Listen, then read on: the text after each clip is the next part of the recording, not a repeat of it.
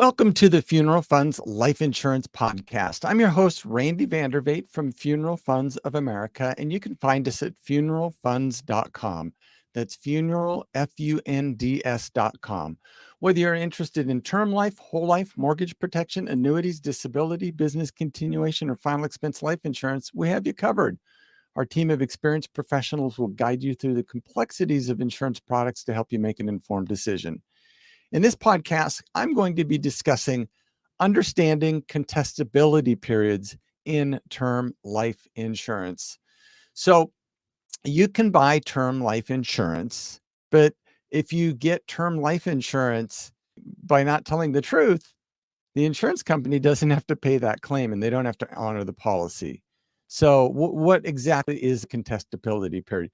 A contestability period is a specific time frame that starts from the date your insurance policy becomes effective. And during this period, the insurance company has the right to contest or investigate the information that was provided on the application.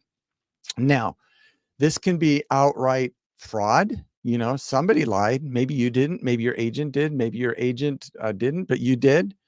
Or it could just even be mistakes. Maybe you forgot something, medication, something like that. Maybe something was going on there. The length of the contestability period is going to be the first 2 years of your policy. So the exact duration may vary depending on the insurance company or the type of policy, but it's fairly standard that it's going to be a 2-year look back period on that.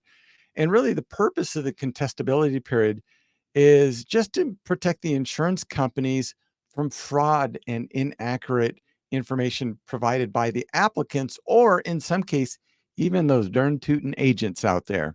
So what it does, it allows the insurer the ability to verify that information and investigate any potential misrepresentation or non-disclosure, right? So sometimes lying is saying, hey, I'm a non-smoker when you are actually a smoker, right? But sometimes lying is not disclosing information too. And the insurance companies are pretty good about asking questions to make sure that you're eligible. But there is opportunities in the process for you to not reveal information that should have been revealed for them to make a determination. Because think about it. You're going to be paying a very small amount of money, and the insurance company is going to be on the hook for paying, up to millions of dollars of insurance, perhaps, right? Whatever it could be, 100,000, could be 250, 500, 750 million, 5 million, 10 million, whatever it is. But yeah, so what information is subject to contestability? There's a whole bunch of questions on term life insurance. They're going to ask things about like your medical history, of course, right? That's fairly common. They're going to ask about lifestyle habits. No, I'm not a skydiver, right? And you've got 800 skydiving jumps out of a plane, and you plan to continue doing it. If you didn't reveal that and you died, your parachute didn't open one day, they're not going to have to cover that. You lied. You committed fraud. They need that information.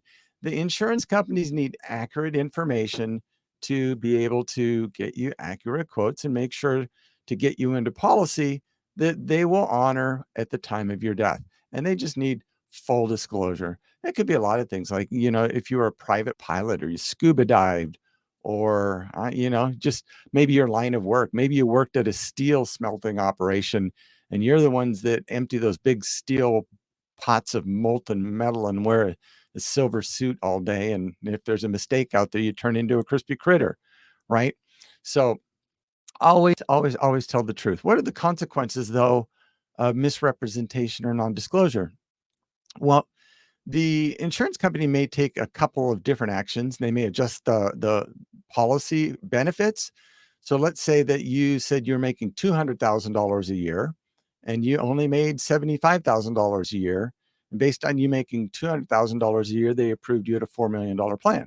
Well, they may not approve you at a $4 million plan at $75,000. So again, something like that, they may just say, hey, you're still insurable, but we're not going to insure you for as much as you wanted.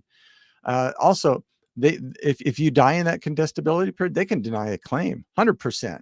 If something was misrepresented on the application, 100%, they don't have to honor that. They'll just deny the claim, and nobody will get paid out. And that's exactly what you don't want to happen. They can cancel the plan altogether. There are some insurance companies out there, they do a sneaky little thing. Just before your policy gets to that 2-year period, some of them will run your medical information records again, and they'll just double check and see if anything's posted in the previous 18 to 20 months or so. And in which case, they're just double checking. If nothing's changed, your policy's okay. But if you misrepresented something or something showed up after the approval of the policy that was going on at the time of your policy, they're gonna do that. They're gonna cancel that policy in most cases, or adjust it or deny it or something like that. So it's to your benefit to stay away from companies that automatically do that. That's going to be kind of like an insider insurance agent knowledge thing. That's just not something the insurance companies will tell you, but it's always to your benefit to go with companies that just run the check and then just let the policy continue on. Bottom line, though, is you have a duty of good faith as an applicant, and it's critical that you provide truthful and accurate information on the application.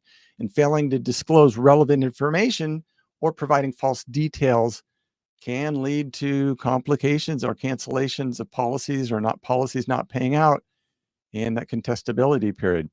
Now, what happens after the contestability period ends? Typically, again, that's 2 years.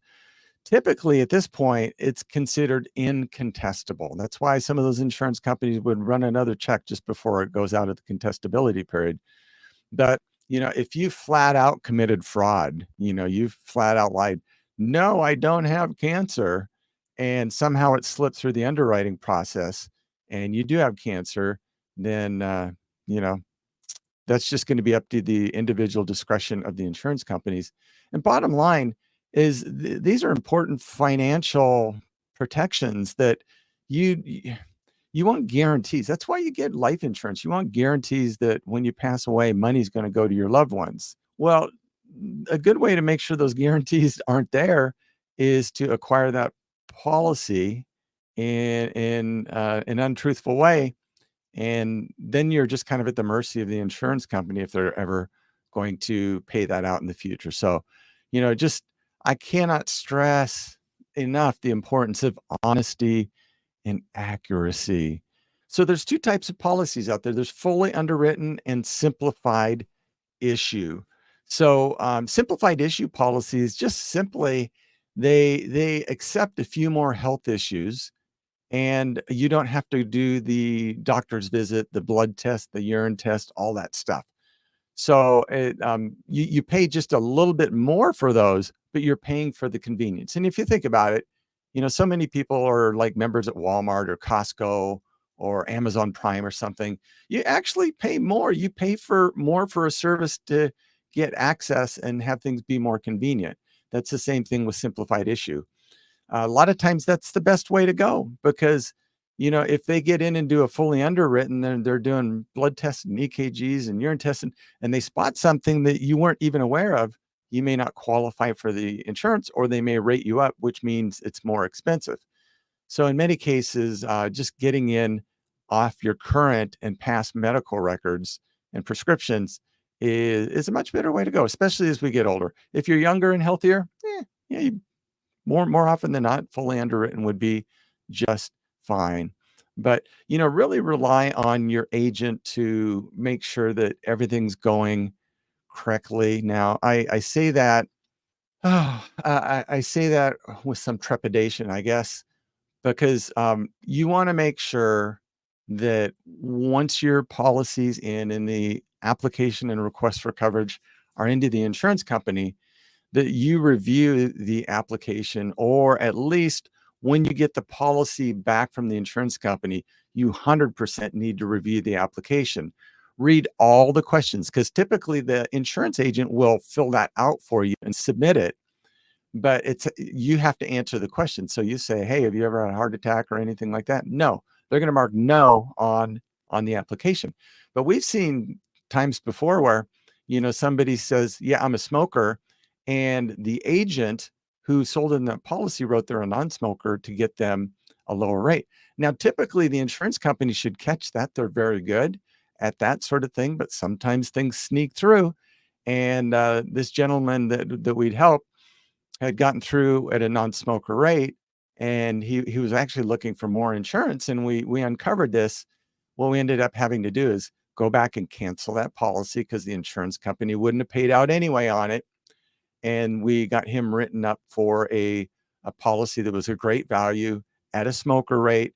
And you know what? If you ever quit smoking, we can come back and apply it at a non-smoker rate. And typically non-smoking is going to mean you've not had any tobacco or nicotine products in the last 12 months. So, you know, I always tell people it doesn't matter what your insurance agent tells you. Okay. Now that you should have an agent that you trust. And if you don't, just reach out to us at Funeral Funds. We'll take care of you. But, never trust what your agent says. Trust what the policy says when you get it back. Don't just get that policy and throw it in the file cabinet and never read it. You want to read through that policy and make sure that everything your agent told you is contained in the policy so that you get exactly what you want and need. And then read through the health questions on the policy as well and make sure that the agent filled out everything accurately. I mean, maybe they filled something out for kind of more fraudulent reasons. Maybe it was just a simple accident. But bottom line is your signature is going to be the one that's on the application, and you're going to be responsible for all that information being correct. And if all the information is correct, the insurance company will pay. If there's any information that's incorrect, they may not pay. They may lower the coverage amount. They may deny it in the event of a death or anything like that. So it's just really important to find a great insurance company, which we can help you do at Funeral Funds of America, and find a great agent, which we can help you do at Funeral Funds of America. So there you go. Hope that's a little bit of information there for you to help you understand contestability periods and term life insurance. My name is Randy Vandervate, and I hope this podcast has been helpful to you. Funeral Funds of America can help you qualify for first day coverage or benefits at funeralfunds.com. That's funeral, FUNDS.com. And our phone number is 888-862-9456. We will be blessed to help you with this in the future. Until that day comes, stay safe, take care, and have a nice day. Bye-bye.